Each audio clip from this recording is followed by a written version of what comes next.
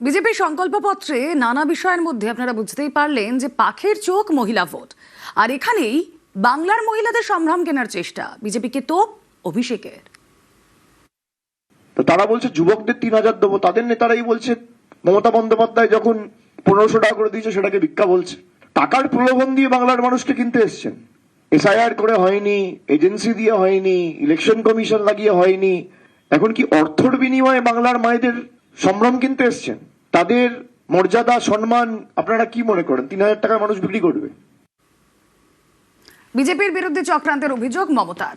Bank account চাইলে না দেওয়ার পরামর্শ তৃণমূল নেত্রীর। ব্যাংকের অ্যাকাউন্ট আমার নাম করে চাইলেও কেউ দেবেন না।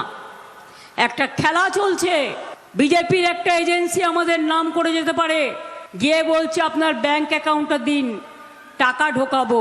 আর টাকা ঢোকাবে মানে আপনার অ্যাকাউন্টে যেটুকু আছে তুলে নেবে, আর তারপর ওই টাকাটা কোথার থেকে এলো ইডি আর সিবিআই আর ইনকাম ট্যাক্স পাঠিয়ে দেবে। এটা কিন্তু মাথায় রাখবেন, সতর্ক থাকবেন। নিজের সন্তান যেমন কাউকে দেন না, ব্যাংক অ্যাকাউন্ট আপনার নিজস্ব কাউকে দেবেন না। বাংলাকে ভালো রাখতে হবে, তৃণমূলকে ভোট দেওয়ার বার্তা মমতার। রাজ্যের সব আসনে তিনিই প্রার্থী বলে বার্তা তৃণমূল নেত্রীর।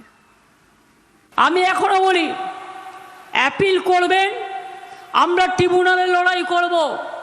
মনে রাখবেন আগামী দিন নিশ্চয়ই আপনাদের নাম উঠবে, কিন্তু পরিবার পরিজনের সবার ভোট যেন বিজেপিতে একটাও না যায়, অন্য কোনো পার্টিতে না যায়, কোনো সাম্প্রদায়িক দলে না যায়।